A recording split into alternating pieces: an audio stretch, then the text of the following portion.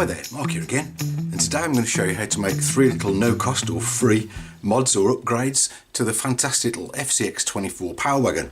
The first one being how to convert the standard kind of friction shocks into oil shocks. So to make the job easier, the best thing to do is to take the body off and take off the wheels, and then we can get at these shocks.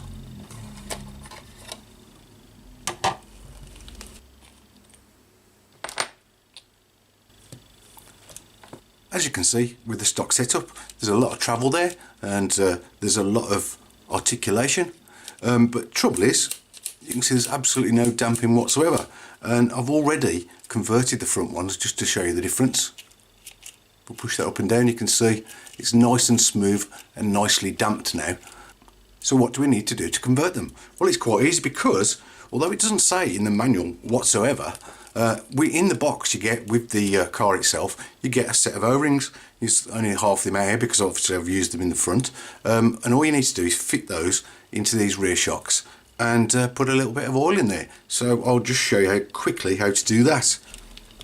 All you'll need is a 1.5mm hex driver, and I recommend, because these ball joints are really quite tight to get off, it can be done, but I don't want to damage them. So what I did for the front was just to take the top mount off, and with that off, all we need to do is kind of lever, and the bottom will come away quite easily. And you can just make the mod with that ball connector in the top. It won't stop you from making the mod. Okay, then this is where it gets a bit fiddly, because obviously it is very, very small. So I'll just zoom in a bit and we'll get the O-rings out and get them fitted.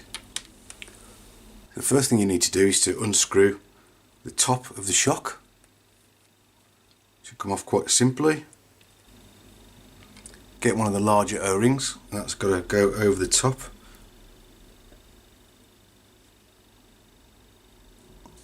And just get it down past the threads, so it's up against that collar. All you need is a 1.5mm hex, and that'll go in and fit into the top of the piston rod, and simply unscrew that, and the bottom connector will come off, and we'll get the spring off. Just take that out. It's simply an Allen bolt. There is a little notch in the bottom cap. I think you could probably get a little screwdriver or something in, but I found if you give it a good tight grip, you can just pull it off. And we need to put those tiny little O-rings in the bottom there, the 2 tiny little O-rings. There's one.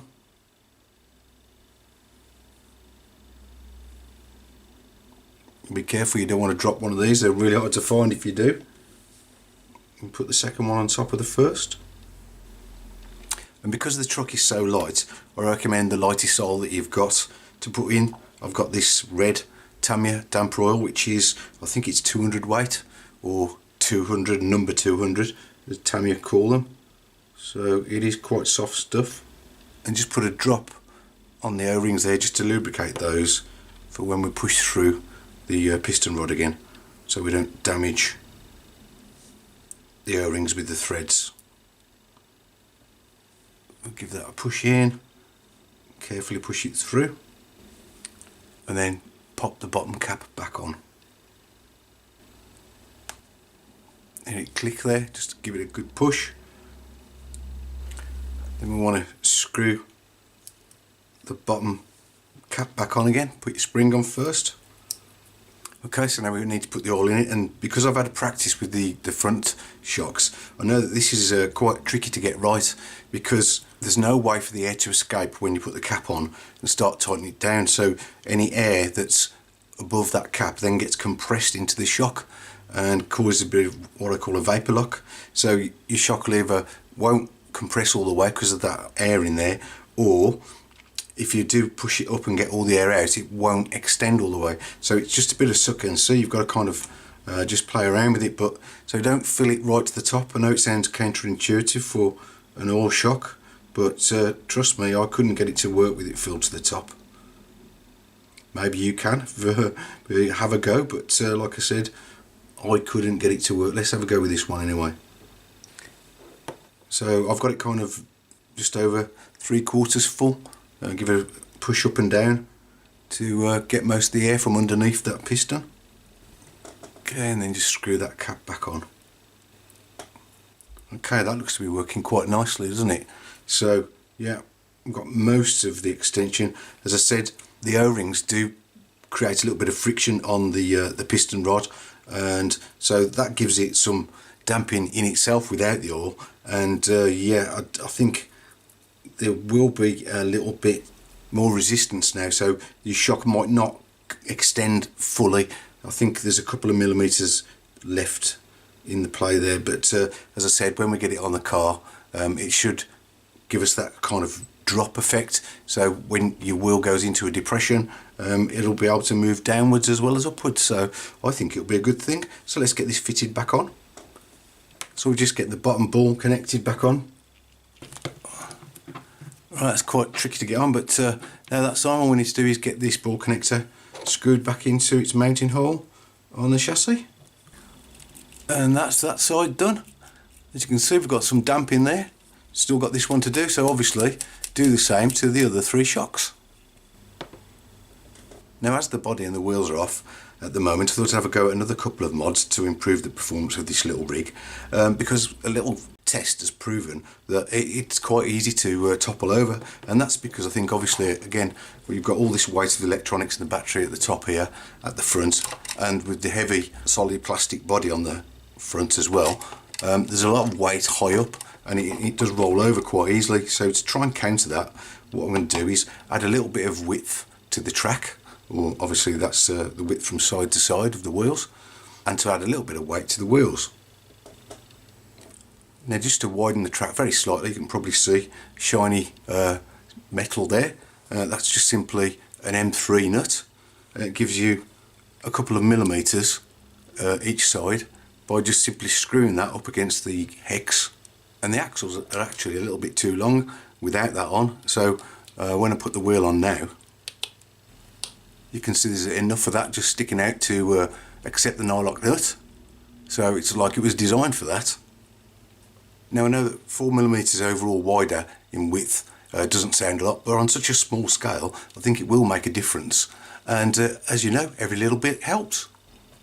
And to add weight to the wheels, again, is really simple. All we need to do is undo the 4 screws that hold the bead locks together. Comes apart like this, and inside the tyre is this plastic bead lock. You have to wrestle it out and all I've done is I've got some heavy solder. This is electrical lead solder, and all I did was wrap the solder around that bead lock 4 or 5 times, and then simply held it in place with some electrical tape just tightly wound around that, and that adds a little bit of weight, and I think that should make a difference. So it's the solder wrapped around for the rears, but I wanted the fronts to be a little bit heavier because obviously more of the weight's at the front high up, and that's going to give it kind of the leverage to topple over. So I wanted a bit more weight in the front, and also when we're doing a steep climb, it's more likely to tip over backwards with that weight being higher up, so put a bit more weight lower down. What I've done is cut a thin strip of roofing lead, and I had a bit of this lying around in the shed basically, and I've kind of wound it or curled it into a hoop, and again that just slots over the bead lock and held in place by tape. So that's what I put in the front, is about twice the weight of the solder that's in the back. I can always adjust it later if I want to fine tune it. So there you go, that's 2 more free mods you can do if you've got the materials just lying around your house.